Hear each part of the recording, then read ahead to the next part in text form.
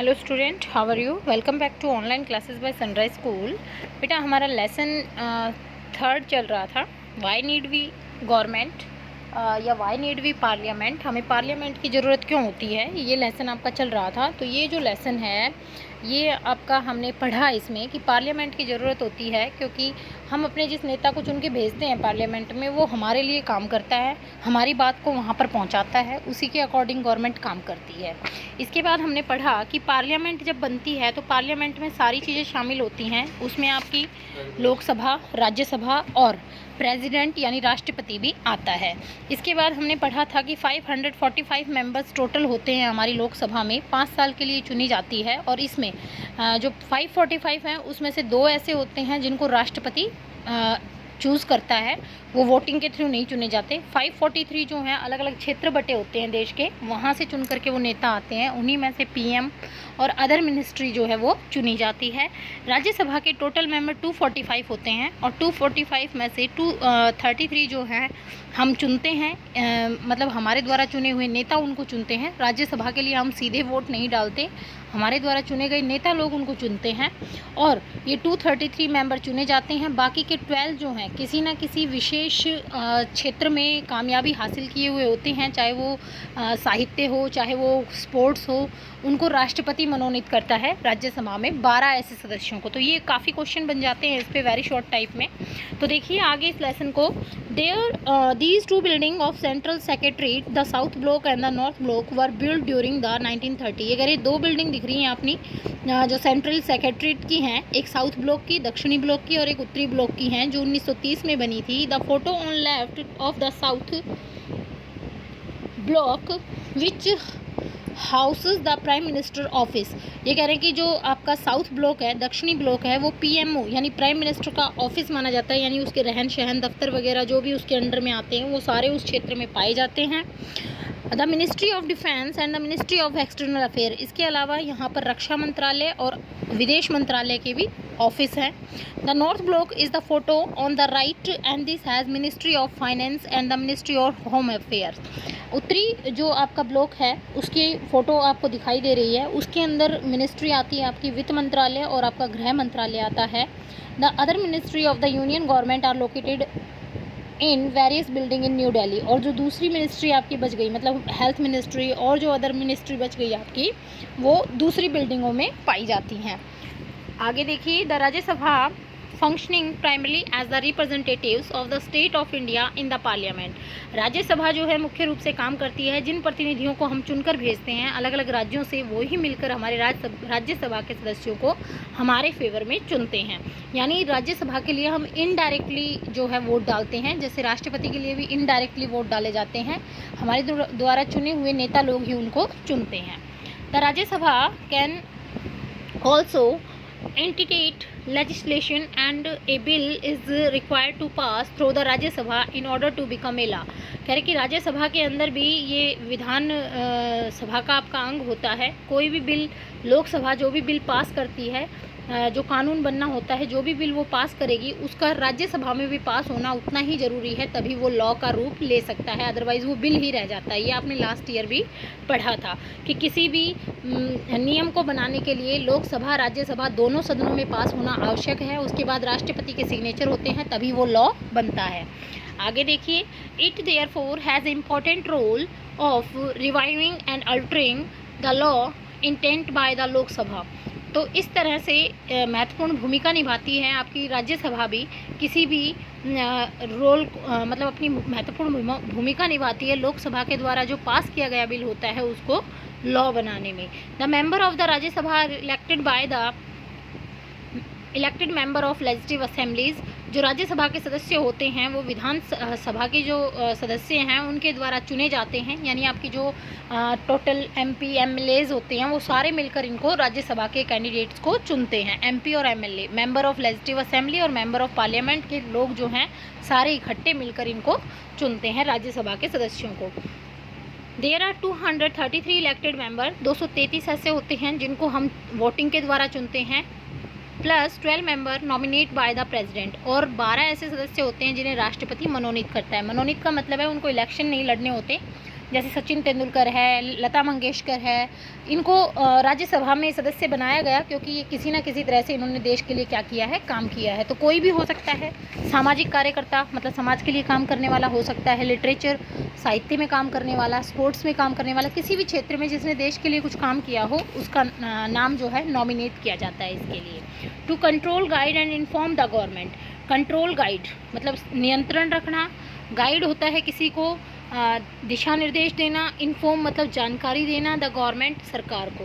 The parliament while in session, जब parliament का session चलता है, being with a question hour, देखिए ये क्वेश्चन आवर से यानी प्रश्न काल से शुरू होता है।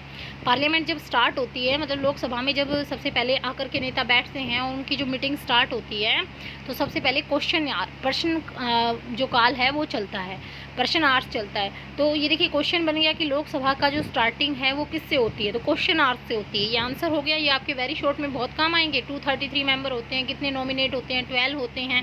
तो ये सारे आप अंडरलाइन कर लीजिए जो इम्पोर्टेंट बातें हैं। The question our is an important mechanism through which MPs can elect information about the working of the government। ये कह रहे हैं क्वेश्चन आवर जो होता है, प्रश्न काल जो होता है, प्रश्न काल का जो समय होता है बहुत महत्वपूर्ण है क्योंकि इसमें मंत्री जो हैं हमें जानकारी देते हैं कि गवर्नमेंट के द्वारा क्या क्या काम करवाया गया। मतलब हर मंत्री अपने बारे में बताएगा कि हमारी सरकार ने इस क्षेत्र में ये काम करवाया, वो काम करवाया, उसमें बताया जाता है। This is very important way through which the parliament controls the executive. ये बहुत महत्वपूर्ण जरिया होता है जिसके द्वारा जो आपकी पार्लियामेंट है यानी पार्लियामेंट के जो सदस्य हमने चुन के भेजे हैं उनके ऊपर कंट्रोल रहता है एग्जीक्यूटिव कार्यपालिका का। By asking questions, the government is alert to its shortcomings and also comes to know the opinion of the people through their representative in the parliament। जब क्वेश्चन आवर स्टार्ट होता है, government अपने जो काम बताती है तो उसके द्वारा जो दूसरे नेता हैं जो विपक्ष में बैठे हैं या दूसरे नेता हैं उनके थ्रू जो हमारी बातें हैं वो पार्लियामेंट में पहुंचती हैं कि आपने ये काम किया, यहाँ ये काम में ये कमी रह गई या ये ढंग से नहीं हुआ। तो क्वेश्चन आवर से ही जो है ये समस्याएँ दूर होती हैं। The MPs asking question of the government in a circular task for every MP। Question hour में जो है सरकार से हर MP, हर मेंबर ऑफ पार्लियामेंट का जो सदस्य होता है मतलब लोकसभा का हर व्यक्ति क्वेश्चन पूछ सकता है, सवाल पूछ सकता है सरकार से। The opposition party play a critical role in the healthy functioning of a democracy. Opposition party यानी जो विपक्षी पार्टी होती है वो एक महत्वपूर्ण भूमिका निभाती है जहां गणतंत्र होता है। मान लीजिए जो गवर्नमेंट बन गई उसके विपक्ष में कोई ना हो तो गवर्नमेंट अपनी मनमानी करने लगेगी, इसलिए अपोजिशन की क्या होती है, महत्वपूर्ण भूमिका होती है क्योंकि वो उसको रोकने में सक्षम होती है। The highlights dark backs in various policies and program of the government and mobilize popular support of their own policies। ये कह रहे हैं कि गवर्नमेंट जो है हाईलाइट करती है, हाईलाइट होता है बार बार किसी चीज़ को दिखाना, दिखाती है, अटेंशन देती है कि हमने ये नीतियाँ चलाई, ये कार्यक्रम चलाए, सरकार के द्वारा ये काम किया गया, लोगों के लिए हमने ये नीतियाँ चलाई जो लोगों में बहुत प्रसिद्ध हैं। तो ये काम सरकार का होता है जो क्वेश्चन आवर के दौरान अपनी अलग अलग नीतियाँ जो भी कार्यक्रम हैं जो उसने चलाए हैं उनके बारे में पता चलता है। आगे देखिए, इसमें देखिए क्वेश्चन आवर में बताया गया है, इसमें क्वेश्चन पूछा गया है, ये लोकसभा के अंदर पूछा गया था।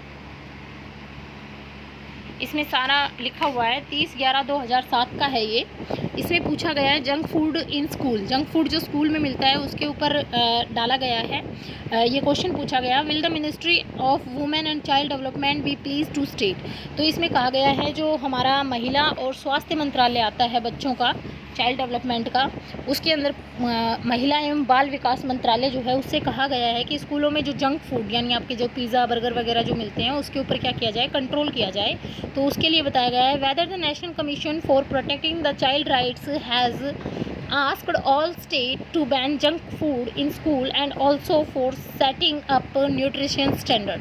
तो इसमें कहा गया है, क्वेश्चन पूछा गया है क्या गवर्नमेंट ये काम नहीं कर सकती कि जिन स्कूलों में जंक फूड वगैरह बिकते हैं उनको बंद करके बच्चों के लिए जो न्यूट्रिएंट्स यानी पोषक तत्वों से भरपूर खाना हो वो प्रदान करवाया जाए। If so the detail thereof, तो इसकी डिटेल दी जाए। Whether the union government has insured the completions of the about standard by the state, कि गवर्नमेंट, यूनियन गवर्नमेंट मतलब जो आपकी सेंट्रल गवर्नमेंट है वो कोशिश करे हर राज्य को बताए कि इस काम को लागू किया जाए और इसकी डिटेल दी जाए।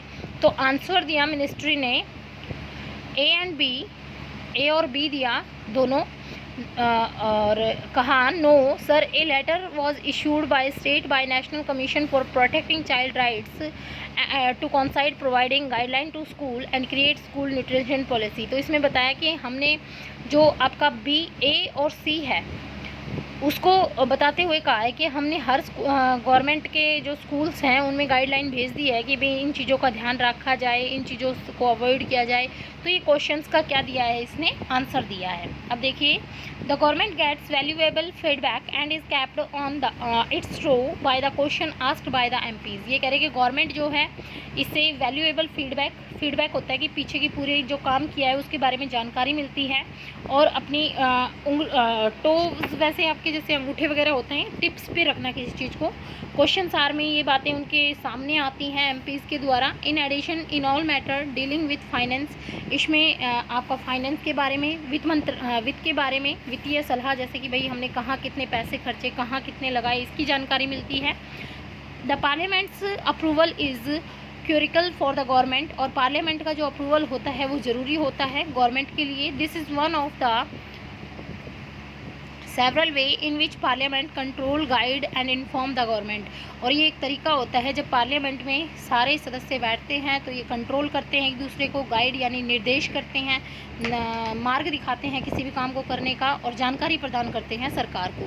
The MPs as representative of the people have central role in controlling, guiding and informing parliament, and this is a key aspect of the functioning of the Indian democracy. जिन एमपीज़ को, जिन member of parliament के सदस्यों को चुनकर हम भेजते हैं, वो लोगों के फेवर में वहाँ जाकर उनकी बातों को रखते हैं, गवर्नमेंट को कंट्रोल करते हैं, इन्फॉर्म करते हैं, जानकारी देते हैं कि हमारे एरिया में ये काम होना चाहिए या ये काम नहीं हुआ है, जिससे एक जहाँ पर गणतंत्र होता है वो ठीक ढंग से काम कर पाता है। तो ये आपका यहाँ तक का लेसन है जो आपको रीड करना है। साथ में इसमें बहुत से वेरी शॉर्ट क्वेश्चन निकल के आ रहे हैं, उनको पेंसिल से अंडरलाइन करके इस लेसन को अच्छे से रीड करना है। ये आपका आज का वर्क है। Thank you.